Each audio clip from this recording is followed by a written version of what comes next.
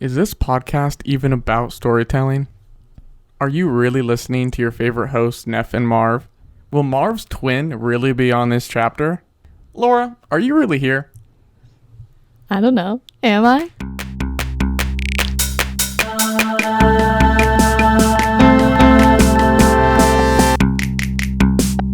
We're back, and we are very glad that you clicked on over. It's Neff and Marv. Hi. And today we are talking about conspiracy theories and how they intertwine within storytelling. So we welcome you, if you may continue, to Neff and Marv dive into the rabbit hole. Listener discretion and caution is advised for controversial and unpopular opinions, language, potentially offensive content, and free thought. Okay, well, Laura's back. If you don't know who Laura is, please go listen to her other podcast episodes. But yeah, Laura is my twin sister. Hello, it's me again. We are very excited to have her back on the podcast. Laura, why did we invite you back on the podcast? I'm not sure, but actually I do know. To talk about conspiracies. It's the most fun thing to talk about. Yeah, would you say that you're a fan of conspiracy theories? I love them. I love them so much. Would you say you're a fan? Oh, for sure. Yeah. Most definitely. Me too. Before we get into like our big questions on conspiracy theories, I just want to ask Laura, why do you like them? I feel like I like them because they are so unknown, and they cause and spark controversy. Like, we love drama. I mean, it makes sense. Yeah, that's true. And so, yeah, and they challenge like the norm. Okay. They challenge. Yeah, I just love the idea that like what we think we know, we don't know. Oh, like I feel like that's a little stressful. It Noah, is. why do you enjoy conspiracy theories? I enjoy them simply because they are a very raw form of storytelling. Mm-hmm. They are. I mean, they're totally original for the most part. Mm-hmm. Yeah. And they come from the fact that we have gaps to fill. Mm-hmm. And we need to figure out how to fill them. Yep. Mm-hmm. So if we don't have all the evidence or all of the proof of what occurred for one event, we have to do something to fix that. So some of the conspiracy theories. So it's that process that excites me. Yeah. But it's also just some of the stories that people come up with that are really entertaining and fascinating. Yeah. Mm-hmm. Well, and it's like, why do I have to trust what my society tells me is the story? Like, no. Yeah, like why would I want to do that? That's fair. Like, I don't want to conform to every single story that like society tells me. Okay, fair. And that's how my brain works. Like when I hear something in the news or when I hear something that like is told to me by society, you want to be like, that's false all the time. I want to think, oh, okay, what's but the real truth? What else could be the truth? Yeah, that's fair. Is this the truth? No, maybe not. Because the people who wrote this, are biased and have their own agenda. Yeah. So it's like, but isn't there some like appeal to play devil's advocate? Of course there is. To like believe it, like there is like some comfort in knowing that like what I am being informed about like has some basis of truth, Like when you read a news story, they'll be giving you facts. yes. But I think like the question is like when they're not giving you the real fact. Like how, I guess my question is like, is it appealing to us because we're finding out people in power are technically lying and we finally get to call their bluff? Because it's one thing like if like I wouldn't have the same feeling if like the person who was giving me this information was somebody that I considered an equal, but it's like a lot of these have to do with like big companies or like celebrities or the government. Get in right in there.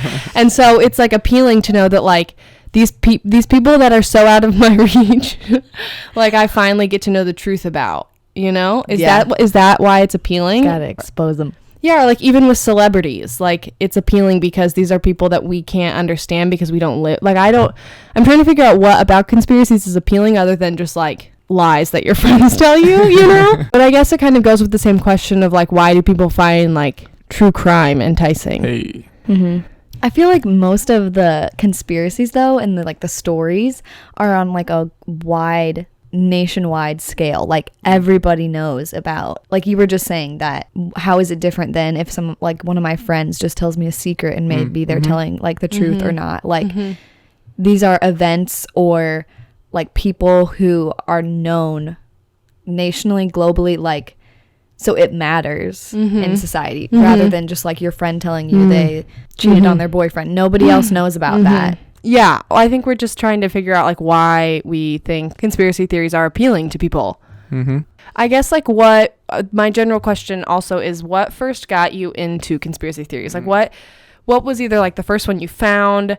What about this type of storytelling was appealing? Because it is different than like a murder mystery or like puzzle novel or like puzzle story. It's also different than like a legend or myth as well. Yeah, it just feels so very like it is different. different than And so, like like, Nessie and Bigfoot. It is different. Yeah, because that is not real. I mean, they are kind of conspiracy theories, but They're I would theories, I would call but- them more of like legends. Correct. They're different. So like, why do you find this type of story appealing? What was your first experience with a conspiracy theory? And I'm really curious too because I have the scientific. Which one do you want like, me to answer research. first? Whichever one calls to you. My first ever interaction with conspiracy theories, like when I first, even thought about it, was I think I was in high school and our oldest sister Grace was watching a documentary about the 9/11 conspiracy, and I remember her and her boyfriend at the time, like, I think watched it like twice in a row, and she was talking a lot about it, and I was like, what is this? And I think that was the first time that I ever was introduced to the idea that like the events that have happened in history may not be what I thought they were. Like, and so like the first time, I remember her telling me like, Laura, you have to watch this. Like, it is so good. And I think my brain just like thinks that way of like, oh, this is cool. Like curiosity and like differences and nonconformity. And then also being a sociology major now, like, oh my gosh, we think about all the possibilities of every single thing in society, and you learn about different theorists and sociology theorists, and a lot of them, some of them are like against society and like, talk about things that you're just like, screw this society, like the government and capitalism and all sorts of things. So I mean, how about you, Marie? What got you interested in conspiracy theories? Well, I'm a really big reader, That's true. which I feel like most people know about me. I've been reading stories from like the beginning of time, but I think like growing up, I read a lot. I read a lot of science fiction books growing up. I just really like fantasy, and I think kids really like the idea of like the fantastical. I still do, but sometimes I still act like an 8-year-old. Anyway, and so I think like when I was little, I read some stories that featured aliens. You grow up learning about like space travel and the moon landing, and I feel like it's just a general understanding about this idea that like, oh, like what else could be out there. And I remember learning about like Roswell and Area 51 in like middle school, like just hearing about it. And so I think that was probably my first big introduction into it. And then in like high school, once I think as like a freshman or a sophomore, we were learning about the Kennedy assassination, and I remember talking to our dad about it, and he was like, well, some people believe that like he didn't act alone. And I was like, oh, what's the real truth? But freshman year of college, I think, not senior year of high school, freshman year of college, I started watching the X-Files for the first time. Well, if anything's going to kick you off into conspiracy theories, like the X-Files is probably what'll do you in, because that is just like the whole point of that show is, one, the like slogan is like, the truth is out there, like trust no one, like what is the government actually hiding from us, and like what's the truth in society, and like Mulder is campaigning to bring the truth to society. And like I think the X-Files is a great example of like where we take conspiracy theories. The show didn't just focus on the extraterrestrial, like we're trying to figure out like if aliens exist, but it dealt a lot with like government conspiracies in terms of like the polio vaccination and like what that did with people, and like the tests that the government has done on people, and also like unexplainable disappearances or like government secrets and files going missing. And it just is, obviously it's a work of fiction, it's a TV show, but it is really interesting to see the effects of it, because like the whole reason the X-Files got canceled in the first place was because it was post 9/11. The show didn't do as well because people wanted to trust their government. And it was hard for them to watch a show about FBI agents who actively worked against their government, which is so ironic. Laura's shaking her head no right now, because that's the government. Oh my. Yeah, it's like Besides me. it's literally like when the 9/11 conspiracy is one of the biggest conspiracy theories currently. And so knowing that like that event is what kind of pushed the show about seeking the truth and like finding your own information. What's what ruined the show, which is why I think it's so interesting that there was such a big call for it to come back. Oh, I'd have to fact check this before I say it. But I know that like the only reason it got a season 12 after it got a season 11 was because people, one, were really receptive to the idea of like reboots and Scully and Mulder coming back, but also because in the current political climate, it's really hard to trust our government. And so it's kind of encouraging to see like the idea of the truth on screen. It's true. What was your first experience with a conspiracy theory? It was probably... Yeah, tell me about your first time. It was probably... Roswell was a thing that like Scholastic used to have books over and stuff like that. Yeah. And, like, those like Scholastic like book order like magazines. Like we used to go through and like circle like which ones we wanted and stuff like that. I don't know if you guys ever did that. Yeah. But our family ritualized it. So that was a big thing because we got those books. I don't know why I was interested in that already, but I was. But those books definitely did something. But then I started reading books like by Bruce Coville, which is a sci-fi alien author for kids. And then I started getting into just mystery in general, such as like Encyclopedia Brown for kids, you know? Yeah, wait, I want to Google what, there were like, I remember being at the Scholastic Book Fair and seeing books like conspiracy-based novels for kids, but I don't know what they were called. I mean, the ones I'm talking about are more like just like almost what I hope this podcast will be, which is just like where it's like a discussion almost. But, you know, sorry guys. Then I started getting into like every kind of conspiracy theory. I mean, we all grew up with Elvis. You know, that was a big one, that Elvis is still alive and he didn't die on the toilet, you know. Yeah. Now we have, you know, He would have to be so old. Jackson, Tupac, Biggie. These are ones I'm highly interested Avril in. Lavigne. All of the that is true. That is a very present Is there conspiracy a conspiracy theory about like Walt Disney too? Yes, that's another big one that we're always told about when we're younger, is that he was cryogenically frozen. Right. No, but wasn't he? No. I don't think he was. Wait. I'm 21 and I really think he... No, I feel like Today I learned. Did you know about Santa? Stop.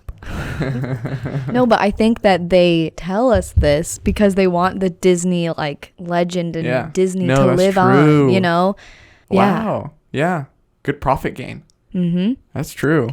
It'd always keep people interested in Disney. But after, you know, all those things that I think we all grew up with, the moon landing is a big one for me. I'm highly interested in it. But then I became a Beatlemaniac around 6th, 7th grade. I started learning everything about the Beatles. And then the whole Paul Fall theory. How Paul died in 1966 in a car crash and they had someone, William Shears Campbell, replace him. And that's something that's really interesting to me just as a Beatlemaniac. But science states from a very recent research study from Union College, they gave what kind of people believe conspiracy theories. Tell me. Yes. So again, this is from Union College, new research study, and I quote, "These people tend to be more suspicious, untrusting, eccentric, needing to feel special, with a tendency to regard the world as an inherently dangerous place.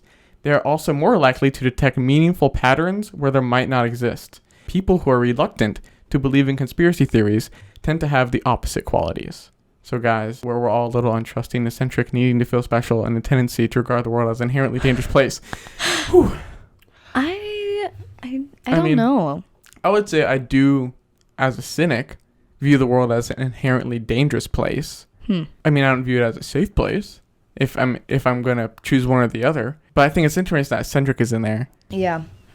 On here, it says that like scientist Michael Barkun pinpoints like the 3 different ways like why conspiracy theories are like attractive to people. Yeah. And the first one is like it explains what institutional analysis cannot. It makes sense out of something that is otherwise confusing. They do this. Secondly, they do this in an appealing, simple way by dividing the world sharply into forces of light and forces of darkness, blah, blah, blah. But then also that conspiracy theories present a special secret knowledge unknown or unappreciated by others. And so it's appealing to like know information that people don't. Okay, I have a question for you. Yeah. I don't know if this is on our outline. That's okay. One, as we are about to get into like a lot of deeper, more intense like discussions and ideas, and it can be kind of challenging to think about due to the closeness of many people with this like topic of conspiracies. Like you should probably listen at your own time, and we just want to give caution to you all. Also, it's important to note that we want to talk about conspiracy theories in the nature of stories and storytelling, and not in like proving whether or not these things are fact. Correct. but just like this concept of stories and like why this aspect of storytelling is so appealing to people, which is kind of what we asked about before. But where do you draw the line between being a conspiracy theorist and like And writing being about skeptic? and investigative journalism? Okay. This is interesting, like on the Wikipedia page, but they're talking about like specifically the Watergate scandal and how that kind of like blurred the lines of investigative journalism, and like how Well, Watergate. you can have hypotheses, right? Yeah. Before you can have answers, and like at what point do you report on those like skeptical ideas? Like we are assuming at this point. Yeah. So I mean that's a matter of journalistic ethics. Whereas, Fair. what does your company that you work for want to do in comparison to your personal ethics, what you think should be shared? And bringing up Watergate is only interesting because Watergate was a big component in getting people to not trust the government. Yeah, dude, I watched the X-Files. A very large spread of it is a large component. And, I mean, that's where we're going on with our 3 main conspiracies today, which we've, I believe, mentioned all 3 at least already. So we're going to talk about 9/11.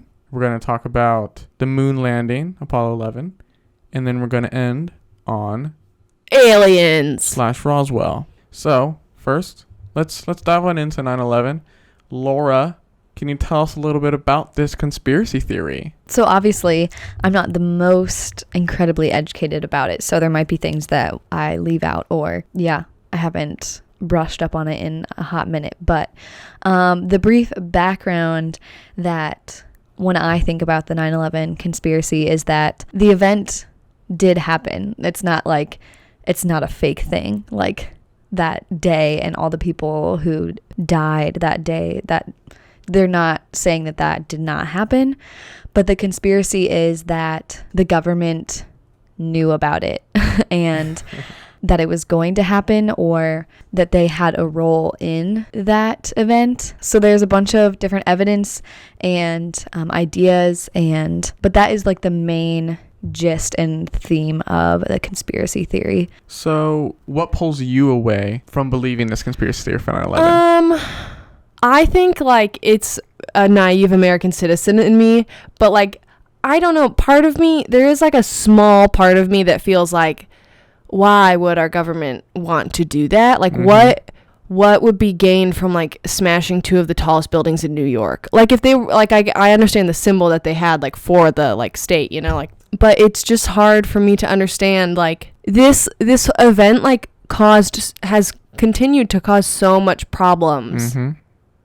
So many problems like present day, like that are still an issue. Like we had wars because of this.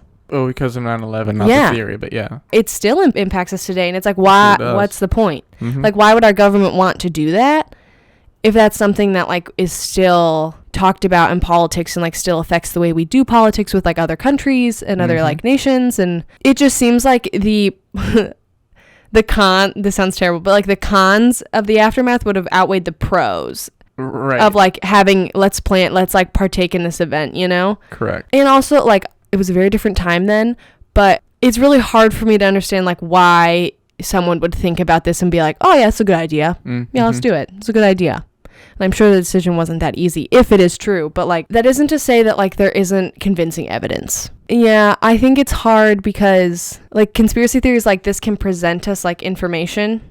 But if I'm going to be questioning my government, shouldn't I also be questioning the retaliation against the government? If this is not true and you're presenting me with this theory, then like shouldn't I also be questioning whether or not this theory is true? Correct. There is an ideal that I want to bring up, is we have this mistrust in our government now, but shouldn't we maybe also have a mistrust in our populace? Yeah, people are liars. I mean, it should be the same regard, I think, towards people that are making these up or believing them. We should be skeptical just as much as we're skeptical of our government. What are the pitfalls for you, Noah?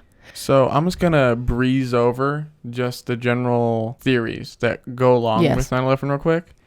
One is the fact that a lot of people believe that because they crash towards the top middle of the towers, that the lower ones couldn't have been that damaged as they were. So they believe that, bombs were detonated from the bottom and they fell. Yep. That's one. Another one is, I'm looking at popularmechanics.com, melted steel.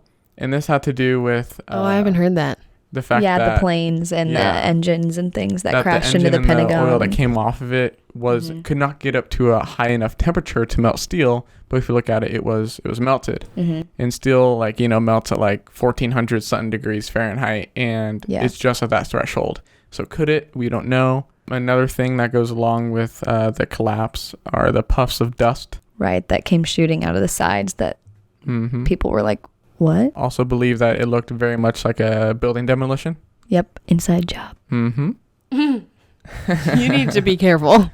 No, these are just the ideas. Correct. People also looked at seismic spikes, which is really interesting because that's, scientific data that we have that shows or doesn't show something, but there is an explanation, of course, of why that part of the theory is wrong. I heard that part of what made this theory so interesting is that, like, there was supposed to be, like, people or, like, government planes. And they were halted, yeah. Yeah, they're like, I don't really know what that is. I also heard that, like, where it crashed in the Pentagon, like, it was very, like, interesting because it was, like, under construction, or there, like, were not a lot of people there. Right. And then something about, like, the number of people on the plane was, like, the lowest it would be at any singular point in the day. And so it was, like, the least number of deaths possible. Right. I don't know. But just enough. Yeah. Yeah.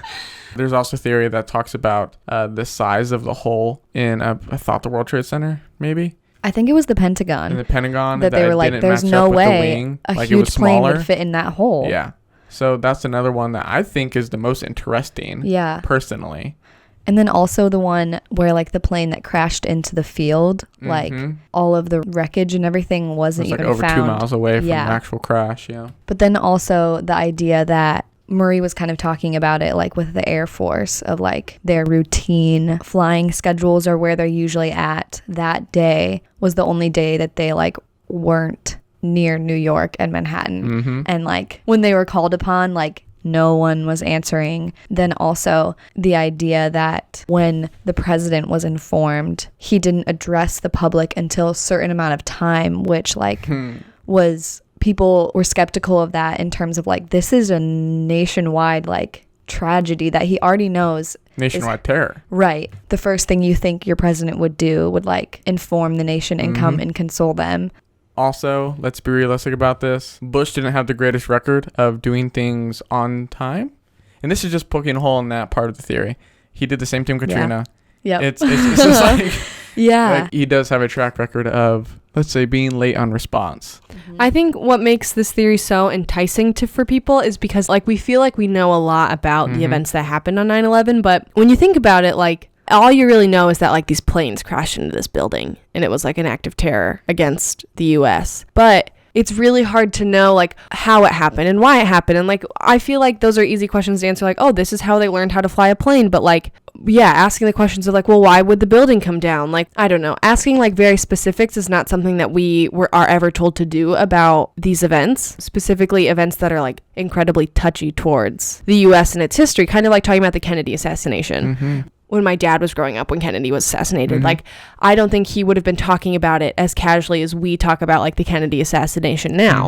And 9/11 is kind of the same way. Like, we don't really talk about it very much, or we try not to talk about, like, how there could be more here because it is such a touchy subject. And, like, there are people that, like, we know that are our age who had parents die running into those buildings, you know? But they're, like, the kids in elementary school, like, this year, they, like, learned about 9/11 as, like, a history event. Even, like, kindergartners to experience, like, they were not born. It's just weird to think about, like, the kids nowadays in elementary school don't have a big personal tie to it. Well, I think it's even more interesting how we frame it, because a lot of times we frame it toward homeland security now, and how it affected, like, airport regulation and stuff like that is how often I think it's taught. Instead of, like, actually talking about, like, the mass hysteria that followed. It's very and similar. what it did for, like, xenophobia and Islamophobia, well, like, that's true. Laura, what about this conspiracy is appealing for you? I think a lot of what I have read about and come to, like, think about, I've seen some of the, like, actual effects that if this conspiracy theory was true, like, how it has affected society and life today. Kind of what you were just saying, Noah, of, like, now there's a lot more security and there is, like, xenophobia and things that, like, play a huge role into what the United States is today and different things that the government is now able to do. specifically right after it happened, like the way the country viewed the government. And that's another part of the conspiracy theory, is this idea that like major events like this that happen in history tends to unify a country and bring people to believe and stand behind their government instead of tear them apart. And so it's this idea that like creating something sad and horrible that will unify a country, but not enough to make people completely freaked out. Like, yeah, so there are just parts of this conspiracy theory that are like really dynamic and aren't just like, there aren't just a few pieces of evidence. I don't know.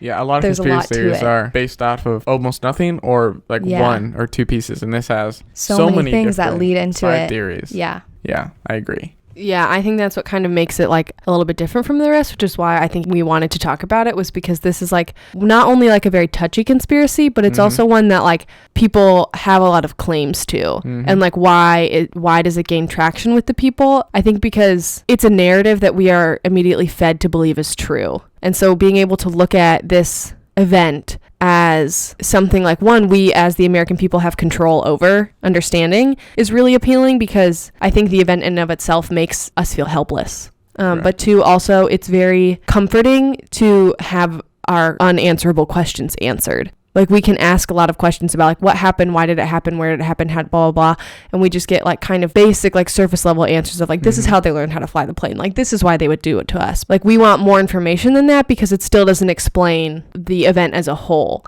And so I think Noah and I briefly talked about this a little bit earlier today, but so in writing, when you're writing a story and like when you read a story or when you watch a movie, there are lots of moments where the story doesn't give you all the information. Like a couple, like in a romance movie, like they fight and they break up, and then the last shot of the movie is like them meeting together in a park and they're both smiling, and then like credits roll.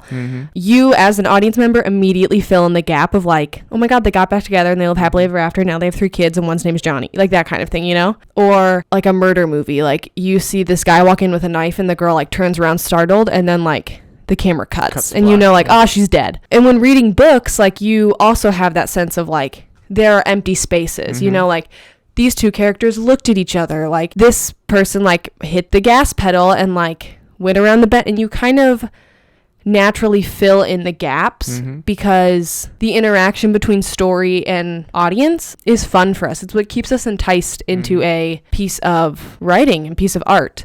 And it feels different than reading a newspaper and different from watching the news, because there's no interaction between like, well, this is what I think that happened. And so I think obviously the appeal of conspiracy theories is like, this is no longer just fact. It gets to be kind of a work of fiction in the nonfiction sense of, well, I get to put my truth in here now. Events like 9/11 that kind of leave things unanswered are like a real life, it sounds so dumb to be like a real life story, but it goes along with like why true crime is appealing. Like it's a real life experience of getting to fill in those gaps. And like, yeah, it's fun when I read about it in a book and it's fun when I watch it in a movie, but like now I get to do it in real life and this is like really happening.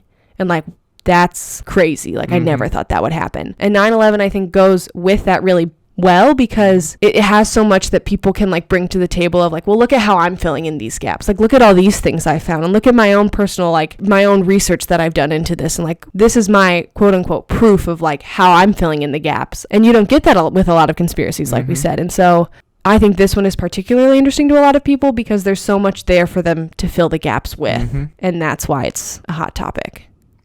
Now, moving away from 9/11. Yes. We're going to brush on the next 2 conspiracy theories, probably shorter, realistically, than 9/11. So now we're going to go to the moon landing, and I'm just going to jump right into the theories, the individual theories, the sub-theories, if you will. One big one is the American flag was fluttering, and there's no wind on the moon, guys. It would just be down. But that sure is patriotic to see the flag waving, isn't it? Oh, yeah. Look at it. Whoa. How was it waving, like in the video? Okay, I think some people think it was like mechanical or something, and they made it wave. A lot of people in general for the theory believe that the whole entire thing was shot in a studio in Hollywood. Oh yeah, directed by Stanley Kubrick. Yeah, and Disney helped set up the props and stuff like that. Well, because like wasn't it a year before he did 2001? Correct. I love that movie. So I'm gonna show him Reed just a photo of the flag. No, but I want to see. That's a still from it though. It shouldn't even be doing that. Is the idea? No, it should be down. Okay, but how quickly was it fluttering? What do you mean how quickly? Like, was it like, or was it just like slowly moving? I mean, it's still space. It was realistically slowly moving. So I guess your question is, did someone pick it up? Yeah, because they had to place it. Mm-hmm. And like what I'm saying is like, even though like when you like float in space, you know, you're like floating around, and like if you like even in the space station, like when they like release droplets of water, like they kind of wiggle and they like float around, and it's just because like an object in motion will stay in motion regardless of gravity. And so if that thing was like placed down and it got a wave, like it's gonna keep waving until somebody goes over and stops it. So the evidence behind of why that's invalid is that they did say that wire was in it, so it could represent an old glory patriotic feel. That's lame. Which, I mean, Yeah, that okay. does kind of sound like a cover up in a sense. There was a wire. Another one is the shadow. Yep. That's a big one of Neil Armstrong. You could see a shadow, but there's two shadows, meaning that there are multiple light sources, which sounds like stage lighting. Another one is there's almost an antenna that was on top of someone's helmet that a lot of people thought was a wire that was making it seem like they were floating, as if not in gravity. Mm-hmm. Another theory is that the film recording would have been fried, but that's invalid because they didn't take out the film. Coming from a photography and video standpoint, like it doesn't make sense because the film wasn't exposed. Right. In space, you mean? Yeah, that's what their theory is. Yeah, it doesn't hold any scientific fact really either. But a large one is the boot print and how the sand and dust, it was clustered up and left a mark, meaning that there'd be liquid on the moon. And it's not supposed to be liquid on the moon, but there are other dust-like substances that clump up when you press them without moisture. So you weigh that one for yourself. Yeah. So those are the big ones when it comes to the moon landing. And, you know, I'm super fascinated by it, generally speaking, just because I wasn't a part of that generation. Yeah. So I feel like, in a sense, it's my duty to be skeptical of everything in that generation. Of course, yes. So that's my main reason, really. But there are some things that, coming from a production standpoint, it would be amazing to pull off. And I think that is more interesting to me as a video student than anything else. Interesting. Yeah, I think it's like really fascinating too. I don't know. Like, I feel like if I gotta make innately on one side or the other. Well, I'm trying to feel like how I can say this without sounding like an idiot. Have you heard yourself on their previous podcasts? Oh, damn. Slam. One, is the flag still on the moon? I'm assuming someone took it off and then replaced it, like the other people that went up to the moon. Well, because like, have any other countries have been to the moon? Yeah, and that's the other big thing with the theory is that we were behind in the space race. Yeah, We then were all of a sudden behind. we got to the moon And first. suddenly it was like, oh, okay, you guys are going off to the moon. Okay. And what I want to know is like, if it was really true, why didn't any other country that's been to the moon come out and be like, there's not a flag there? Well, were we the second ones up, though? I thought we were the first. No. I mean, were we also the second? And that would have given us more time as a buffer to actually figure out the science. Is what I'm, yes. I don't know, because I didn't look that up. Because I'm talking about Apollo 11, gosh darn it. Not all the other Apollos. How do you guys feel about it? Yeah, I've also heard people say that they like believe that we did go to the moon, but what the American people were shown, what the moon landing was not what it was like. That it was like put in a studio, but and like what they saw on television was what was in the studio and not what was the moon. Like, you know, to make it look I like. haven't heard that one. Really? No. So Okay. that's like super interesting to me. Yeah. Because like that's immediately what I think of. Like, yeah. That kind of makes sense to me. I mean, realistically, that one holds the most potential validity. Yeah. Out of all the sub theories. Like we did get there, but what we saw was not what happened. Yeah. So do you want to go on and stay in space and talk about aliens? I say yeah. Let's go. Marie, tell us about Area 51 and Roswell. Well, here's the thing. Roswell is a town, a city in New Mexico. It's real. You can go. It's still there. I promise. Yeah, shout out Roswell. What up? So on June 14th, 1947, this man, William Brazel, he is like a farmer. He was outside working and he sees like this debris in the air, like 30 miles away. And he goes and to look at it and sees that there's a bunch of bright wreckage, as it is described in like the stories, which interesting enough, like sometimes get the date wrong. Sometimes they like talk about it appearing in July. But he goes and he sees like rubber strips, tough paper, sticks, tinfoil, lots of like bright things is how he describes it. And the next day after he goes and he like looks at the materials and then he comes back with his family and he picks up some of the materials, he hears reports about flying discs just around town, and he wonders if that's like the material that he found. Mm-hmm. So he takes it to the sheriff, Sheriff Wilcox, and What a classic sheriff it says name. that the sheriff like whispered kind of confidential. Mm-hmm. And he whispered to like the sheriff, and he was like, hey, I think I might have found some of these interesting things that people are talking about. And Wilcox called the Roswell Army Airfield Division, called RAF. Mm-hmm. And so RAF Major Jesse Marcel, Marie. They come and they like get all the wreckage from this man, and they like go and they find more patches of the wreckage, and they kind of like release this idea of like a press release saying like, hey, don't worry about it. It was just like a crash of like this like balloon thing. Like no need to worry about it. But people didn't really know if that was true. Mm-hmm. Like nobody saw this like balloon. Nobody like saw this big thing in the air. They just like saw all this debris and this wreckage. Like nobody saw essentially what the government was claiming to have like sent out. Correct. They're like, okay, well, it's just like all we found is that this bright metal wreckage that like you can't explain. Like you're claiming that it was like this hexagonal balloon, and like Mm-hmm. that just like sounds like it doesn't make sense. And they described it as like a weather balloon. Correct. But nobody saw this weather balloon. Now, where did they perhaps take that debris? Well, they took it to this place called Area 51. Before we move on to Area 51, I also want to say that like people had a lot of interest in Roswell Mm-hmm. because all of the information about this crash that like was taken at this like government facility or like through RAF, like the only information that was released was like, don't worry, it's a balloon. Like nobody knows anything else about this crash, why they were doing weather testing there, like what the point of it was. Nobody knows anything about it. And also, nobody would tell them why they needed to take the debris. Mm-hmm. If it was like a failed test, nobody knew why they needed to take it. So they took it to Area 51, which is highly classified in Nevada. The primary purpose of it is unknown to the public still. Like, nobody really knows why Area 51. I mean, kind of. They have said, I think in 1994. They said that it's for development of and testing of experimental aircrafts and weapon systems. Which just fits the bill. That doesn't make any sense. Yeah, what does that even mean? Unidentified flying object debris possibly there. To get to Area 51, you have to take extraterrestrial highway.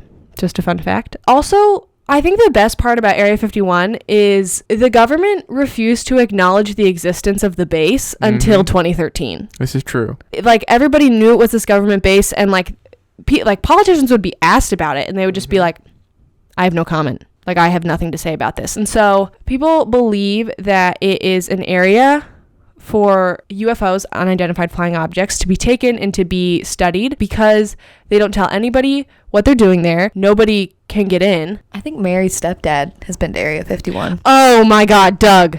That's cool. That's what's up. They have like this big satellite in Area 51 that you can see from Google Maps that like people suspect is like sending signals out into the space, out into space to like hopefully get some information back, obviously. Also, the report of like UFO sightings around Area 51 is pretty high. It is. Which seems like kind of ironic because that area is higher than most. Mm-hmm. Which also could just lead us to believe that RAF in Area 51 is actually just a facility for testing aircraft. But the materials recovered at Roswell were taken to Area 51 and nobody knew why. I think what like gets people is that like this unidentified flying object in Roswell it crashed there. People didn't know why. People didn't know anything about it. It was taken from them, and then it was taken to this government base that the government refused to acknowledge. Super top secret. And it was like, well, what is this stuff that crashed that you need to take to Area 51? Like, why does it need to be taken there if it's just a small weather balloon? One of it is because in Area 51, they believe they're studying the idea of weather control. But also because if it was a crashed alien spacecraft from Roswell, then they're going to need to look at it in like a top secret location. It's also a base that has like more advanced technology, and people have known that for a really long time, regardless of whether or not the government like openly talked about it, because people around there say that there are fiery aircrafts appearing, like planes coming in and out. There's the Air Force Project Blue Book, which investigated UFO sightings. It was like held out of Area 51 and looked by utilizing like traffic air control and letters to the government. Like the Air Force could then like go in and look at the idea of like unidentified flying objects, obviously. I think like the best thing about Area 51 and what makes it so interesting is the security. How many miles does it go out? Do you know? I don't know specifically. Because there's a ton of shows on television that like show people going like to like the border. It's huge. And it is insane. Area 51 is huge, and it's patrolled by guards. It's got white pickup trucks. There's big orange posts. The guards will not answer questions about their employers or their employees. There's signage saying that like deadly force will be used for unauthorized trespassers, motion detectors, there's like heat detectors. Yeah, it's a big deal. Who created it? The US government. Yeah, but like during whose presidency? No, I don't think we really know because for a long time the government just like said that it wasn't real. Like that's the kicker, is that for a long time the government would say like that is not a real facility, even though people are like it's literally right frickin' there. And I do think what I was talking about was in the 90s, I think 94, don't quote me on that, is when the government came out and said exactly what was crashed, and it was like a government weather thing to try to follow Cold War for Russian military patterns or whatever is what they said it was. And it was a weather balloon that had a like device on it for that, is what they supposedly said did crash. But you know, that I mean could make sense, but with Area 51 and Roswell and the idea of aliens anyway, there was a US president that was a hard believer in aliens, and it was a president a lot of people don't expect, and it was Ronald Reagan. He was such a hard believer in aliens. I know. The presidents know the truth. I'm telling you. On the SmithsonianMagazine.com, quite literally, and I quote, just a headline, Reagan and Gorbachev agreed to pause the Cold War in case of an alien invasion. So, I mean, that's something that I think is also adding fire to this theory, is the fact that former sitting U.S. president believed in aliens. And is that because Reagan was told about what was happening in Area 51? Or is it just like his general thought process? Yeah, I don't know. I'm looking at the Popular Mechanics website, which is a big source. Haha. I mean, there's theories about alien autopsy. That's a big one. That video that was shot. Yeah. Oh my gosh. I remember reading about that. That's a really that. big one. The guy did come out and said it was fake, but it was based on something that he did experience, which is, you know, interesting. Along with the alien autopsy was the Men in Black, which is also how Men in Black got their name, and why they deal with aliens. And no, it wasn't Tommy Lee Jones and Will Smith, but super interesting stuff. So what really got like Area 51 going was that President Eisenhower in 1954 like approved a secret development of a high altitude aircraft called the U-2 program in like southern Nevada near Groom Lake, and that's where they kind of built Area 51. And eventually that stopped, obviously, but the testing of aircrafts and technology in Area 51 hasn't stopped, and they've just continued to like build up technology. So like, playing devil's advocate, this could just be like a big American government facility that is used to study aircrafts and like all this new discovery, but forbidden aspect of Area 51 is what makes people want to know what's in there. Because when they take wreckage and when they take things from around the world and they're like, oh, we're going to study it, nobody ever sees or hears from it again. It's just like it goes missing. And also, this is so funny. It says the alien conspiracies gained ground in 1989 when Bob Lazar claimed in an interview on Las Vegas local news that he'd seen aliens and had helped to reverse engineer alien spacecrafts while working at the base. And so that was his claim, and people were like, oh my gosh, this is so interesting. It says that in September 2017, an Air Force LT colonel was killed under mysterious circumstances when his plane crashed in Nevada, and the Pentagon would not immediately ID the aircraft. I'm pretty sure I remember reading about that, and the aircraft was taken to Area 51. But I think what's interesting is like it's still a base that like the government will hardly ever talk about. And I guess like that's the struggle, is like we just want to know what's going on there, and any unidentifiable object that is found goes to Area 51. Correct. That's what's so weird, is like any weird unexplainable object doesn't like just go to the lab or like go anywhere else, and like it always just is sent to Area 51. Like it is the place for the future technology. And in that, like when strange events and strange crashes happen in the US, like in Roswell, all of that is taken to Area 51. And with all the like technology that's happening, like it has been known like that in Area 51 they like send out satellite signals to the galaxy. They'd want to freaking talk to the aliens. Wouldn't you? Yeah. This was a really big mess, but it's just because I think like when you first talk about Area 51 as an idea, like it feels really dumb to be like, oh, it's like full of aliens. But when you get to the like unexplainable part of it, of like, we don't know what happens there. It's where all of our advanced technology is. Every weird thing that's happened or crashed into the earth like goes there. It's still happening. Yeah, to this day. Yeah. People who work there are not allowed to talk about their job. Correct. They can't speak about anything outside of work. Fun fact, some even believe the U.S. government filmed the 1969 moon landing in one of the base's hangars because planes fly into there. In New Mexico, the Air Force was testing out a Project Mogul, which was like the sturdy high-altitude balloons. Yeah, that's the 1994 thing. Yeah, but the project was highly classified, and it was run out of Area 51. That's what the government came out with Yeah.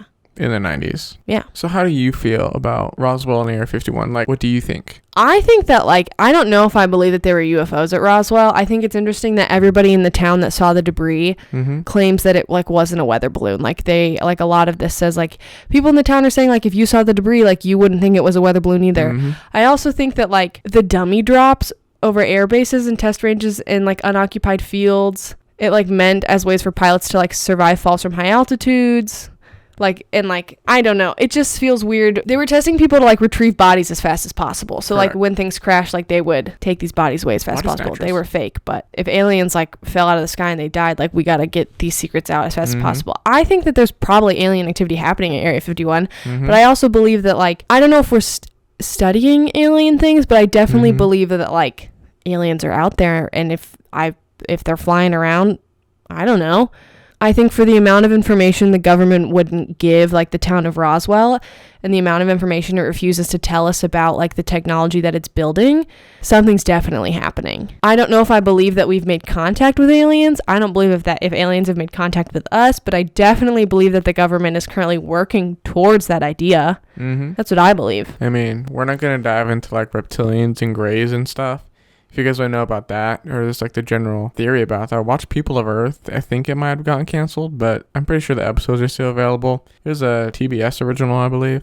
Well, I think it's interesting also that, like, the RAF people, like, the group of people that, like, took the, like, shards of the balloons, like, didn't even know about the, like, Project Mogul that was happening. Correct. Like, so they didn't know anything about the debris that they had just found. What do you think is happening or did happen? Yeah, I think something Marie mentioned about how, like, the debris was taken to Area 51 specifically and not told about what it was, like if it was a weather balloon or an aircraft that wasn't even from the United States, or it wasn't made public, which is fishy and, like, sketchy. Like, there have been other plane crashes that have happened within the United States, but people know about it and know, like, what has come of it, you know? So the fact that it was taken somewhere and to a place that nobody knows what is happening there. Exactly. Like, no place no one would acknowledge. I am not going to sit here acting like I know what happened at Roswell, but in terms of Area 51, I definitely think there's sketchy stuff happening. Oh, for sure. 100%. Whether it is them just testing highly technological aircraft, or if they are trying to understand alien aircraft. And doctors work there. Yeah. Not just like, oh, I'm an electrician and I have, like, a PhD kind of thing, you know, like surgeon. Yeah, like, surgeons work there. And why? Yep. If this is a place for technology, what are you putting into people? Well, it could be alien autopsies, as we discussed. You believe aliens have been on Earth? Yeah. Okay. I mean, when it comes to aliens in general, I think it's a super close-minded view for humans, Homo sapiens, to believe that we're, like, the only, like, life source. It's interesting, the whole idea of conspiracy theories. Well, I want to know, what about the alien conspiracy theory is appealing to people? Because obviously, I get really jazzed about it. I love the alien conspiracy theory because I think in, like, the purest form, it's, like, the idea of, like, the unknown and the unreachable and, like, the fantastical. Oh my gosh, like, are aliens real? But it also plays into that idea that, like, the government isn't telling me the truth. And so it's up to me as the citizen to figure it out. And, like, I get to fill in a lot of the holes with this, like, mythical idea. And that's what's fun about it. Yeah. I mean, a lot of these go back to governmental mistrust. But I think when it comes to aliens, I think it's, I don't want to just come off weird, but a sense of belonging, because there's more out there. And I think that's something that attracts, I think, me to it, but I think a lot of people to it as well. I think too, like, as humans, like, all we know in terms of life form are humans, animals, and plants. So, like, to think of, like, other, like, a different kind of life form that is alive and could, like, communicate with us or like talk to us and be living in a whole nother place, like, just fascinates us. We base so many different stories on these stories. Right. I know. Like, that's how much of an impact conspiracy theories have. Yeah. And, like, specifically aliens, like, if you look at the impact of, like, the conspiracy theory about whether or not aliens exist in, like, total, like, the X-Files was based off of just, like, the general conspiracy of theory of aliens. We have Guardians of the Galaxy in present day. Like, a lot of superheroes are aliens. Superman, an alien. Krypton, guys. Yeah, Krypton. so on and so forth. Like, this is such a widely known conspiracy that it's really fun to talk about.